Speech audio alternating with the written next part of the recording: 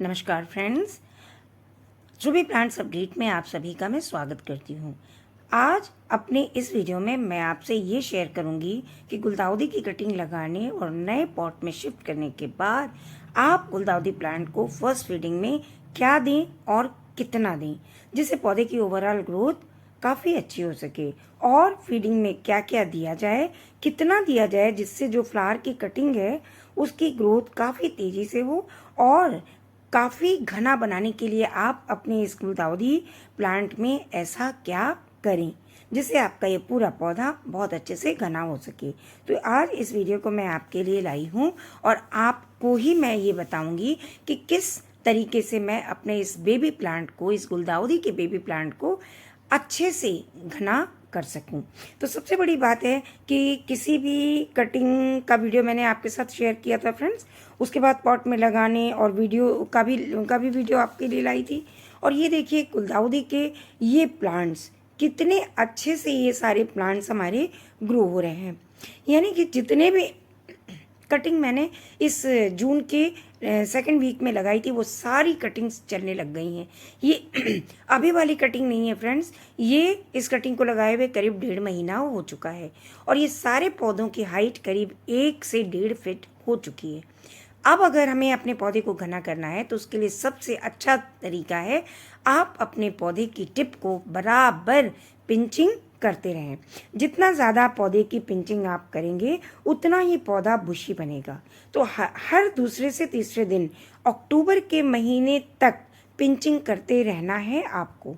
पर हाँ, अगर आपके पौधे में अक्टूबर के महीने में आपको अपने पौधे में बड्स दिखाई दे जाए, यानी कलियां लगती हुई दिखाई दे जाए, तो आप पिंचिंग को वहीं पे रोक दें। क्योंकि जितनी पिंचिंग होगी पौधा उतना बुशी होगा और उसके बाद जितना बुशी होगा उसमें ढेरों ब्रांचेस आएंगी और साथ में उसी में उतनी ब्रांचेस में उसमें बड्स भी लगेंगी। तो जब बड्स अच्छी होंगी तो निश्चित है फ्लावरिंग भी अच्छी होगी। दूसरी अहम बात यह है फ्रेंड्स कि इस गुलदाउदी के पौधे को हमें कहाँ प्लेस करना है, यानी हम इन पौधों को कहाँ पे रखें जहाँ इन्हें पूरे दिन की धूप बहुत अच्छे से मिल सके। क्योंकि पौधे को किसी शेड में नहीं रखना है और अगर इसे काफ़ी अच्छा और खूब हेल्दी बनाना है तो आप इसे ऐसी जगह रखें जहाँ इसे पूरे दिन की धूप मिलती रहे। आज तो मेरे यहाँ कल से काफ़ी पानी बरस रहा है और 10 दिन हो गए थे पानी बरसा नहीं था, इसलिए मैंने इसको अभी तो बिल्कुल अपने खुले आसमान के नीचे ही रखा है जहाँ मैंने आपको सारी कटिंग को दिखाया भी है। लेकिन अगर ये लगातार पानी बरसेगा तो मैं सारे पौधे को, अपने जितने बेबी प्लांट्स हैं गुलदाउदी के, उन्हें किसी शेड के नीचे रख दूंगी जहाँ पर इसे धूप भी मिले और पानी बिल्कुल भी ना मिले, क्योंकि गुलदाउदी को बहुत ज़्यादा पानी की ज़रूरत नहीं होती। अब एक बात और कि इसमें गुलदाउदी में इंसेक्ट्स का अटैक बहुत ज़्यादा होता है। देखिए सामने मैंने सारे गुलदाउदी को अपनी दीवार के सहारे रख छोड़ा है। तो इंसेक्ट्स का अटैक देखिए आप मेरे इस पौधे में भी देख लीजिए, ये पहला पौधा है जिसमें ये मिलीबग्स का अटैक हुआ है। तो इसमें मिलीबग्स का भी अटैक होता है और दूसरे इंसेक्ट्स भी हैं जिनका अटैक इन गुलदाउदी के पौधे में, बेबी प्लांट में बहुत ज़्यादा होता है। क्योंकि ये बारिश का समय है और सारे इंसेक्ट्स इस समय काफ़ी सक्रिय मूड में होते हैं। तो इस समय आपको अपने पौधे पर कोई भी इंसेक्टिसाइड जो आप सबसे ज़्यादा यूज़ करते हैं, मैं इमिडाक्लोपिड यूज़ करती हूँ, तो मैं तो इसमें इमिडाक्लोपिड ही डालूंगी। आप कॉन्फिडर वगैरह भी ले सकते हैं या और भी दूसरे किसी भी सीड शॉप में आप जाएंगे तो आपको मिल जाएंगे। मैंने इसको सिर्फ एक पौधे में है इसलिए मैंने सिर्फ 1 ग्राम के लगभग ये इमिडाक्लोपिड को आधे लीटर सादे पानी में मैंने डाल दिया है।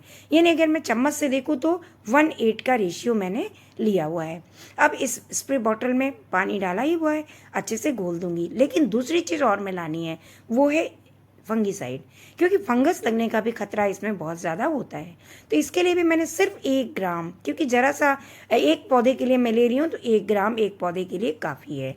एक बेबी प्लांट के लिए 1 ग्राम फंगीसाइड काफ़ी है। तो मैं साफ़ यूज़ करती हूँ, साफ़ का फंगीसाइड आप कोई भी ले लें और इसको मिक्स करके उसी आधे लीटर पानी में जिस जगह पे मिलीबग का अटैक हुआ है, मिलीबग का, वहाँ पर अच्छे से फोर्स से आप इस पानी को डालें जिससे वो वहाँ से हटकर बिल्कुल वो ब्रांच क्लीन हो जाए और आपका पौधा काफ़ी अच्छे से हेल्दी बना रहे और अच्छे से ग्रो भी करता रहे। अब चलिए बात कर लेते हैं फीडिंग के बारे में, जो कि फर्स्ट फीडिंग है। तो सबसे पहले तो हम अपने प्लांट को फर्स्ट फीडिंग के रूप में ऐसी फीडिंग दें कि प्लांट की ग्रोथ काफ़ी अच्छी हो और इसमें नाइट्रोजन और फॉस्फोरस की भी काफ़ी अच्छी मात्रा बनी रहे। तो इसके लिए हमने ये डीएपी लिया है। डीएपी के ये जो दाने हैं वो छोटे हैं, इसलिए मैंने इस समय 7 दाने डीएपी के लिए हुए हैं। मेरे पॉट का साइज़ है 8 इंच, यानी 8 इंच का पॉट हो तो उसके लिए 8 दाने काफ़ी हैं। अगर बड़े हैं तो आप 5 ही दें, लेकिन अगर मीडियम दाने हैं तो आप उसे 8 दाने या 7 दाने दे सकते हैं। यानी जब भी आप डीएपी डालें, यानी डाई अमोनियम फॉस्फेट, आप अपने पॉट साइज़ और पौधे की साइज़ देखने के बाद ही इसमें डालें। तो बस मिट्टी हटा लें और सारे डीएपी के दाने इसमें डाल दें। यानी जितना बड़ा हमारा पॉट साइज़ होगा, पौधे की एज होगी, उसी के हिसाब से हमें डीएपी डालना है। आपको पता है ना कि डीएपी जो है वो उसमें फॉस्फोरस और नाइट्रोजन बहुत अच्छी मात्रा में मिलता है। अब रह गई बात कि पानी का ध्यान भी रखना बहुत ज़रूरी है। साथ में अब हमें ये देना है कि हम अपने इस पौधे को खाद क्या डालें, यानी क्योंकि केवल डीएपी ही तो नहीं दिया जा सकता, इसके साथ हमें खाद भी डालने की ज़रूरत होती है। तो इसके लिए मैंने एक ऑर्गेनिक खाद डाल रही हूँ। वैसे तो इसमें काउडंग कंपोस्ट या जो पुरानी सड़ी गली काउडंग कंपोस्ट की खाद हो वो डालें, और या फिर वर्मी कंपोस्ट, लेकिन आज मैं डाल रही हूँ किचन वेस्ट, यानी पोटैटो पील, यानी आलू के छिलके को, जिसमें कि नाइट्रोजन, फॉस्फोरस, मैग्नीशियम और पोटेशियम, ये चारों न्यूट्रिशंस इसमें भर भर के होते हैं। तो इसलिए मैं इसमें आज आलू के छिलके यानी पोटैटो पील का ही मैं इसमें खाद दूंगी, क्योंकि नाइट्रोजन जो है वो क्या करेगा, पत्तियां लाने में सहायक है। फॉस्फोरस क्या है, उसकी रूट्स को मजबूत करता है, और जो ये मैग्नीशियम है वो उसके स्टेम को मजबूत करेगा और साथ में प्रकाश संश्लेषण की क्रिया में भी मदद करेगा, जिससे पौधा अच्छे से खाना बनाएगा।